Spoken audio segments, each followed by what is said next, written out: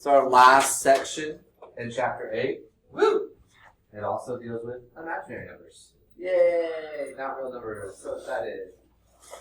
Every time we've had a square root of a negative number, we've said it's not a real number.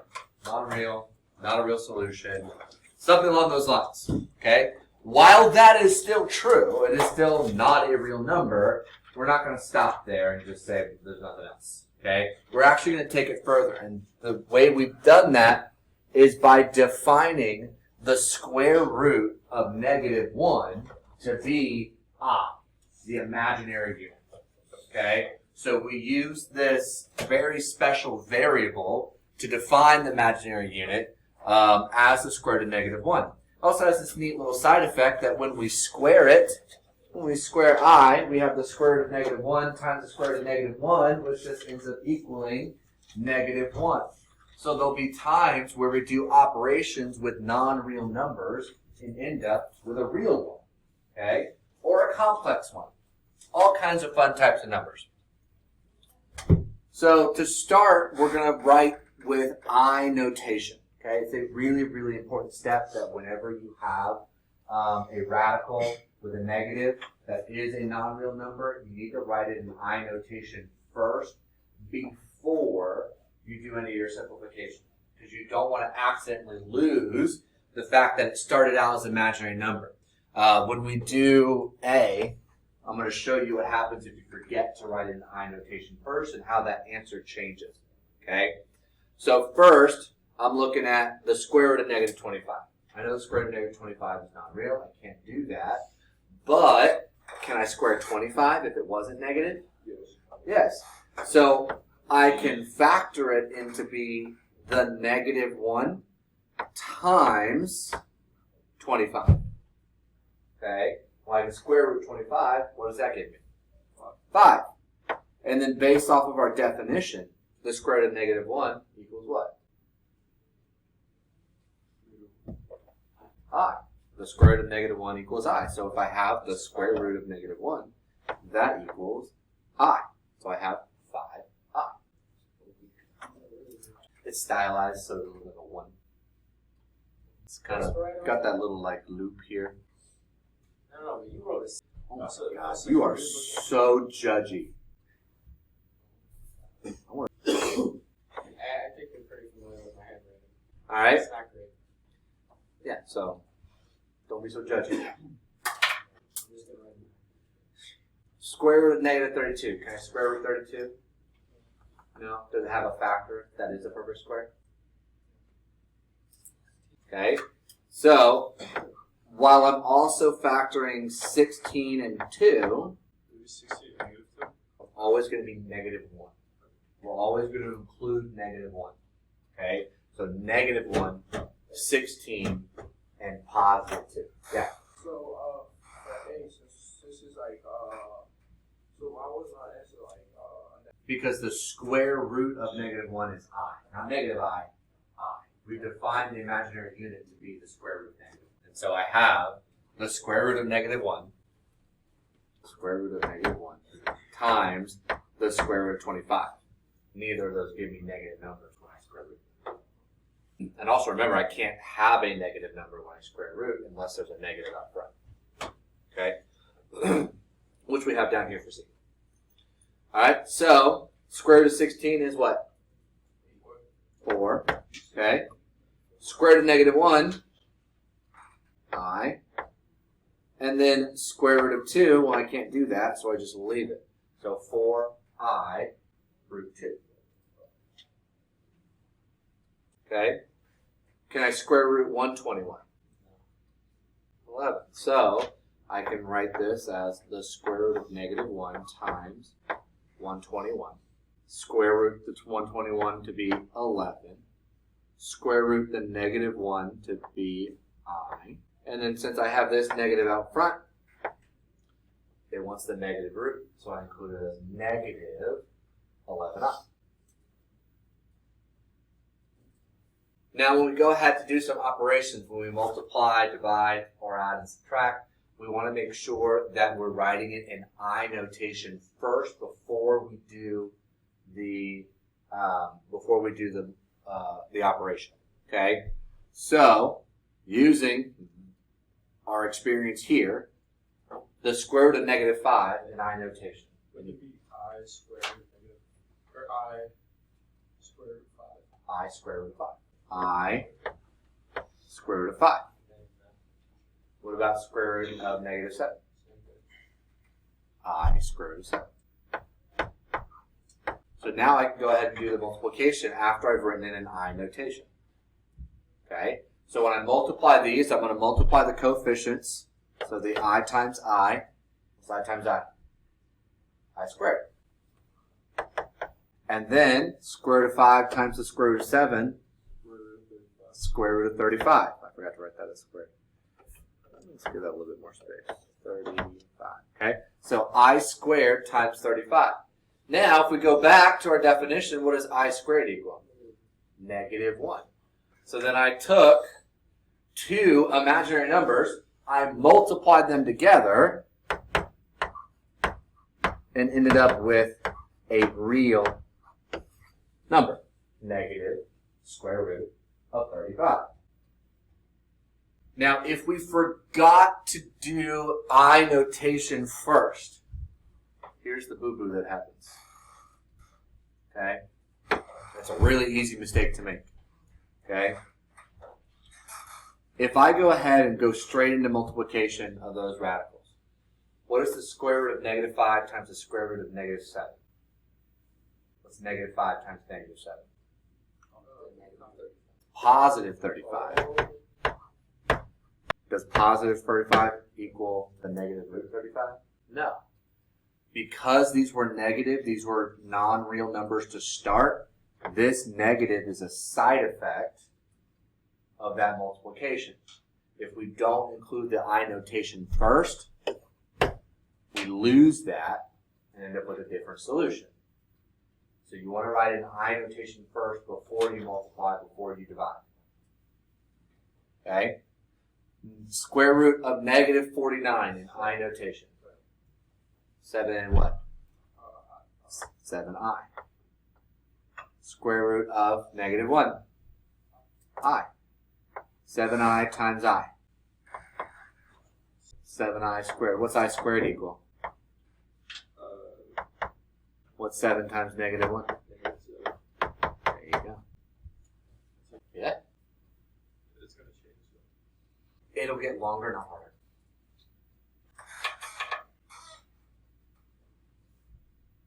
Alright, so negative root 108 in I notation to start.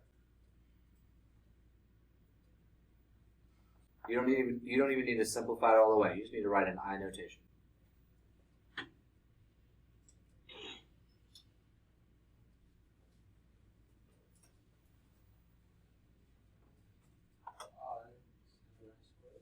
I mean, you're going way further than you really need to. Leave it as 108. Bring out, because I still have to do this division at some point, right? So write it as I root 108 over root 3. Okay? So that way we're preserving the imaginary part. And then we can go into our quotient rule. When I have a radical divided by a radical with the same index, I can write it as one fraction. Now what's 108 divided by 3?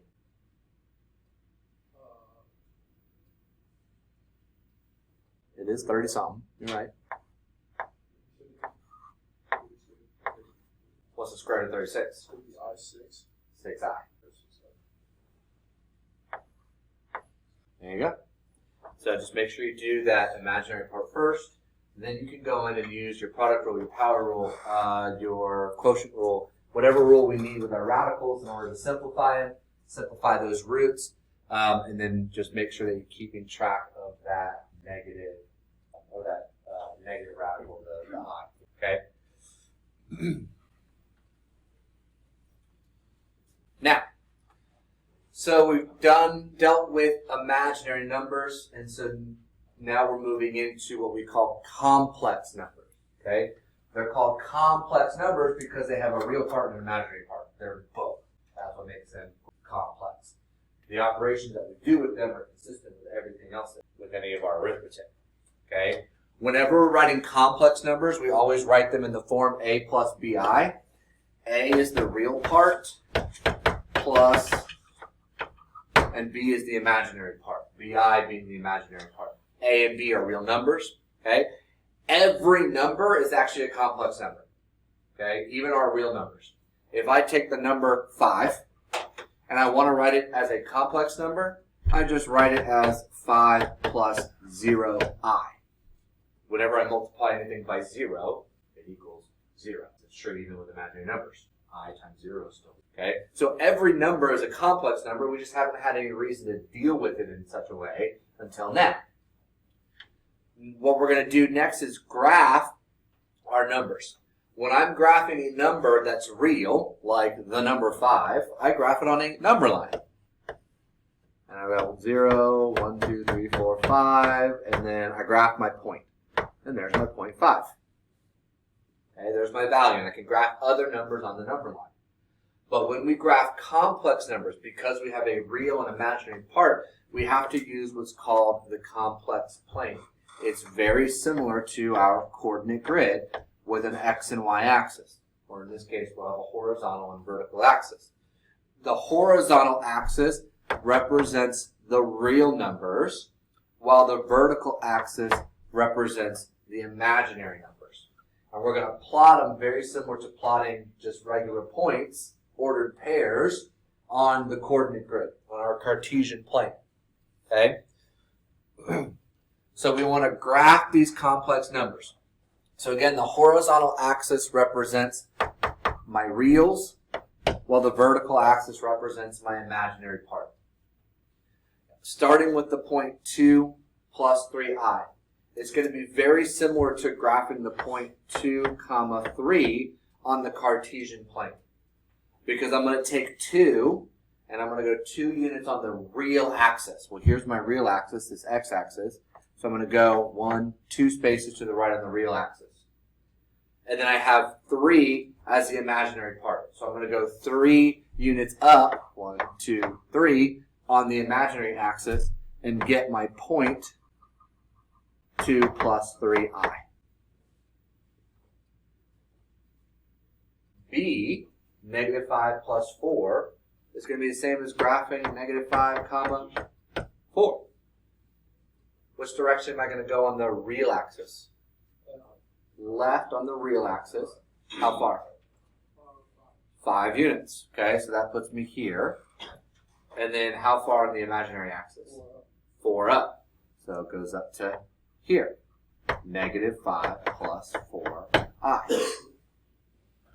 C. C doesn't have an imaginary or a real part. It's just negative 3i.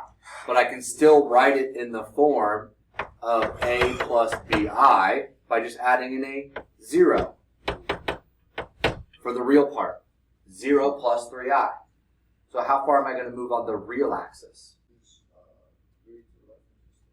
On the real axis. The 3 is the imaginary. That should be minus. How far do I move on the real axis? None. How far do I move on the imaginary axis? Down 3. So no movement on the real.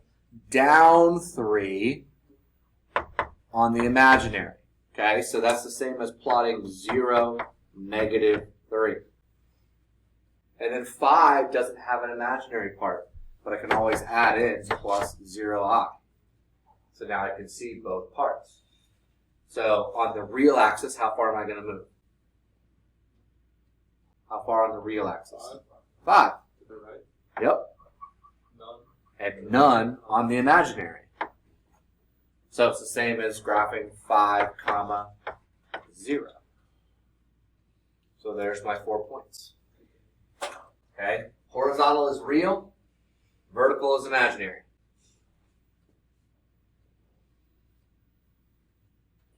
So now we're going to add and subtract. So we did multiplying. We did plotting. Actually, we did multiplying radicals and negatives. So we'll do more multiplying in a minute. So we're going to add in. It's like combining like terms.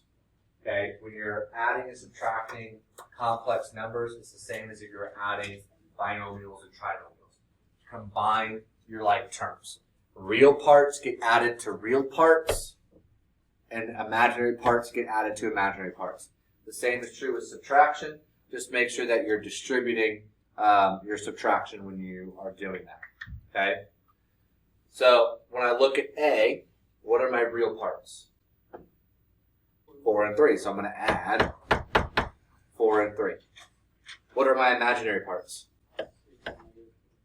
Plus 6i and negative 2i. Okay? So, what's 4 plus 3? 7. What's 6 minus 2? Combining like terms. So this would be your answer. So for the next one, it would be. So 8's my real part, and I'm subtracting, right? So 2i minus 4i. Subtracting 2i and 4i. What's 2i minus 4i? Negative 2i. 8 minus 2i. That's the answer. Yeah.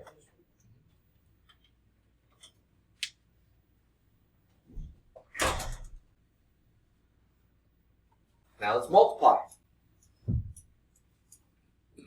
4i times 6i. Close. Negative 24 I squared. Multiply your coefficients. Negative 4 times 6, negative 24. Multiply I times I to get I squared. Okay? But what does I squared equal? Negative 1. So now we have to make sure that we simplify. I squared equals negative 1. What's 24 times? What's negative 24 times negative 1? Positive 24. So we took the product of two imaginary numbers and made them one very real number. What are we going to do for B? Yeah. I equals the square root of negative 1. I squared is squaring that. We're left with negative 1. So the next one would be for the first part. And negative 20 squared. Okay. And then you have to change the I squared to. Yep. And then you can So it would be 40 plus 1. plus 20. Now, I need to form A plus BI. A is the real part. BI is the imaginary part. So subtract it from one side. Just switch it. Move it. Yep. So we don't have to, like, we can just put. Because it's just commutative property. I can add in any order. They're both positive. 20 plus 40i. Yep, same thing for C. 12 plus. 12 plus 6i. Negative 2. Yep. And then Nope. Negative I times I. Negative I squared. Okay. then you change the negative I squared. Okay. Negative I squared. I have negative 1. Which equals what? Now we can add the Uh-huh. 6i and 2i. Gives Or me negative 2i. what? Okay. And then 12 minus negative 1. 11. We had Oh. negative I squared, and then we had I squared is negative, so it's negative 1. 13. Be really, really careful with that I squared. When you simplify that, it's a common mistake that happens all the time, especially when you've got that positive negative, making sure that you end up with the right sign.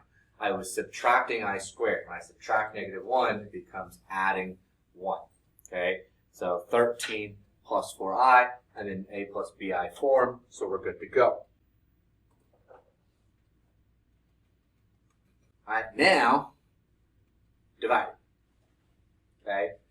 When we were dividing with radicals, we often had to rationalize because we can't have radicals in the denominator.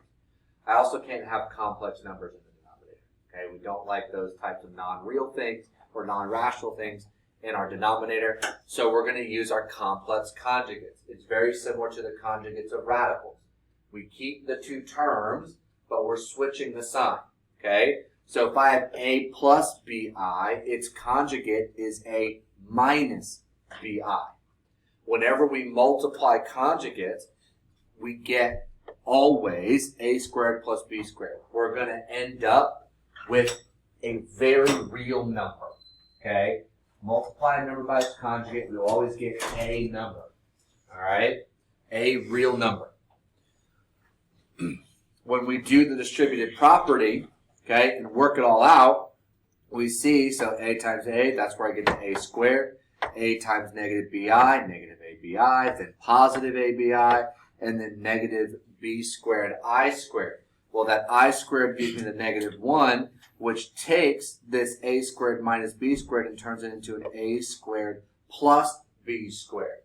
So it's a little bit of a shortcut. When we did our conjugates with the rationalizing, I said I don't need to see that middle two step because we know that those are going to cancel out. It's the same idea with complex conjugates.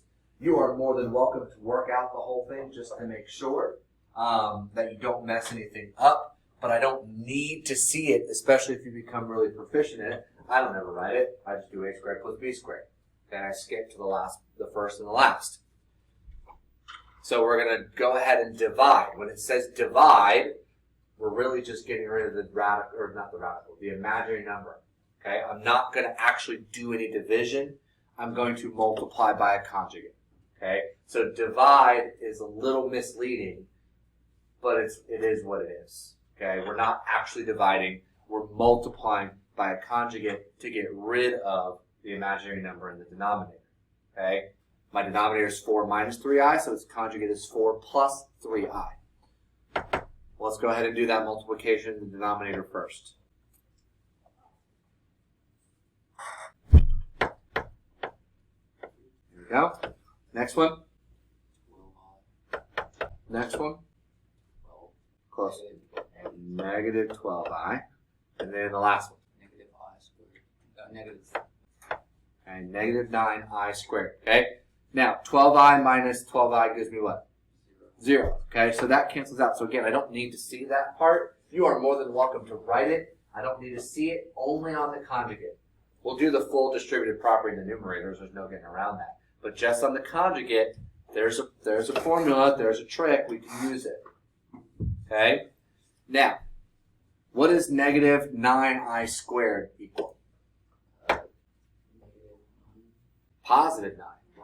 Because I squared is negative 1 times negative 9 makes it a positive 9. So I end up with 16 plus 9. Okay? Now, real quick. Remember that when we multiply conjugates, it always gives us a squared plus b squared. When we're multiplying our complex conjugates. Okay? Complex conjugates. What's my a value in this number? 4. No, don't do that. That's my a value, right? What's my b value? Just the 3. See, 3. I is its own thing. It's attached to the b, but it's its own thing. My b value is 3. What's 4 squared? What's 3 squared? See how I ended up with the same thing? Okay. It's a formula. What we're doing is actually we're forcing a difference of squares and then actually becomes the sum of squares. It's a whole thing. So the answer is No, we're not. That's just a number. I was just showing you the power of the complex conjugate. Okay? So we've got 16 plus 9, Derek. So hopefully total stat equals 25. Now we can do our numerator. 4 plus 8 plus 9 plus 8 plus Okay? Any like terms I can combine? 18. Okay, what does that give me? Nope, just I. We're combining like terms when I'm multiplying. Okay? Anything else? Simplify? Yeah, the 6 negative So 6i squared ends up equaling what? negative -6. Now, do I have any other like terms I can combine? 4 negative 6. Gives me what? Okay? So I have 18 plus 26i over 25. Almost done. Needs to be in the form a plus bi. So complex numbers have this weird thing where we don't write it as one big fraction. We write it as two separate fractions. Okay? 18 over 25 plus 26 over 25 I. That is our a plus bi form. If you can simplify those fractions, do so. Always simplify your fractions. These can't be simplified, so we'll leave them as they are. Always simplify your fractions. Always write in the form a plus bi. So there's some nuances with how they should be written, so kind of pay attention to those as you do it. This is about the most amount of work you'll have to do in this unit. This is dividing with the conjugates. And it's all multiplication doing it. It's just, yeah, it takes a little longer. Last thing we're going to talk about is, we're going to do one more division, and then we'll talk about powers of I. Okay? This is actually a little bit easier because I could multiply by the conjugate if I want. Okay? The conjugate of 6i is negative 6i. Negative 6i. I could do this. Okay? But that's a little excessive. Alright? So our goal when we're dividing is to get rid of the imaginary part, right? What can I multiply I by that makes it real? Negative Is I. Okay? I could do negative I. Just end up with an extra negative somewhere. Let's find that out. But all I have to do is multiply it by I in order to make the denominator real. So what's 5 times I? What's 6i times I? 6i. 6i squared. What's 6i squared equal? 6 negative 1 Negative 6. Well, now my radical or my fraction doesn't have an imaginary number in the denominator anymore. Okay, so that's good. All I got to do is just clean it up. Put the negative in the front because it's always clunky in the denominator. 5 over 6, and then put the I in the back. Just clean it up a little bit, then we're done. It's in the form a plus bi.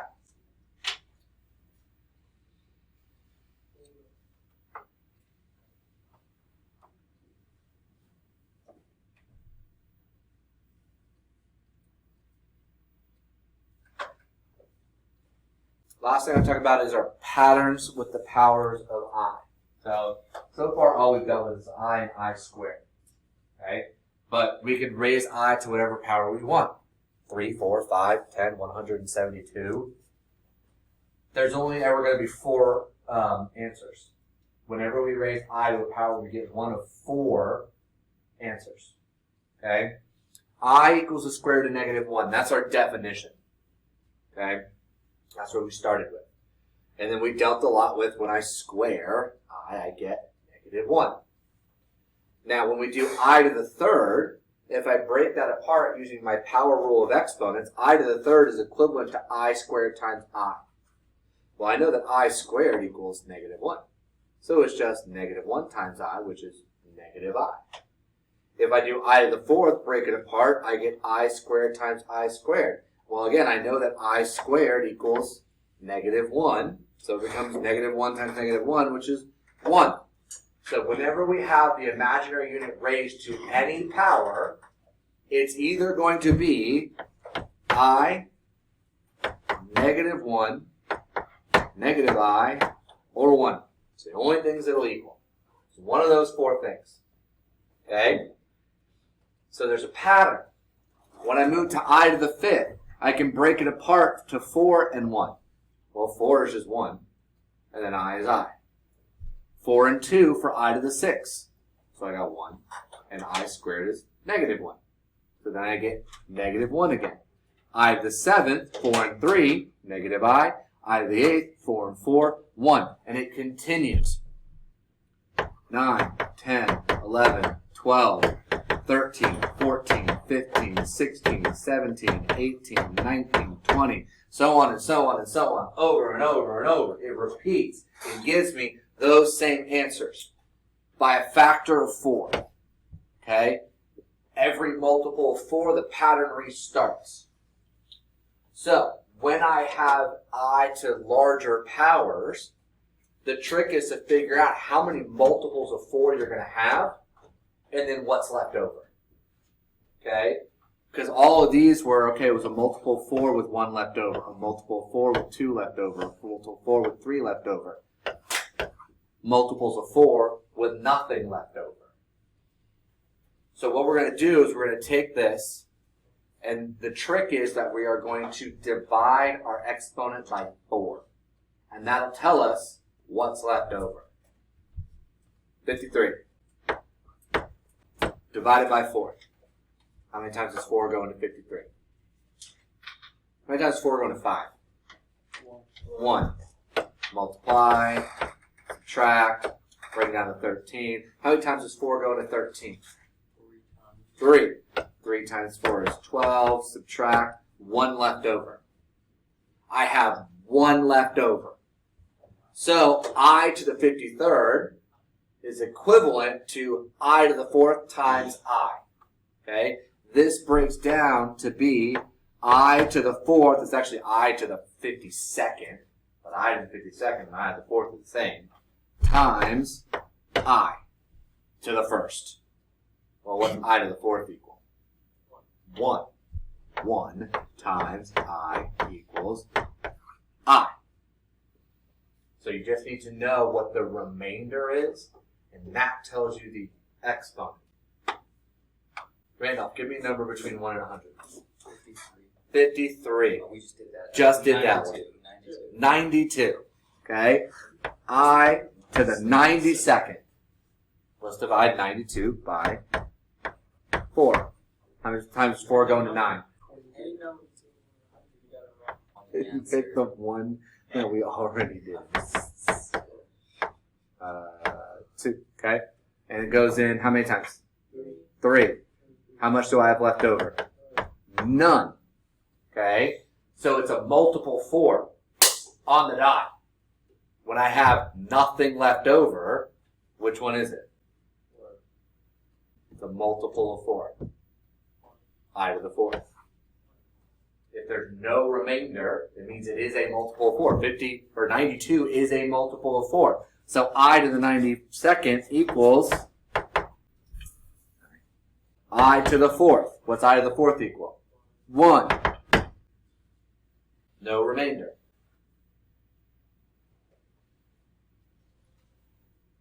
Negative exponent. What do I do with that first? Write it reciprocal. Then we do the same thing. 17 divided by 4. How many times does 4 go into 17? 4. How much do I have left over? 1. So, I to the 17th equals I to the 1st. 1 over I to the 1st, so 1 over I. So you just need to memorize those powers. I, negative 1, negative I, 1. First, second, third, no remainder. Do the division, get the remainder, call it a day. Yeah, I could give you I to the 522nd power. In less than a minute, you could probably tell me what it is. Just gotta do the long division, that's it. You can find the remainder from your decimal. So 0.25, you'll get 1, and 0.5, you get 2, and 0.75 is 3, and then round number is 4. Okay? Alright? Questions, comments, concerns, queries, or none?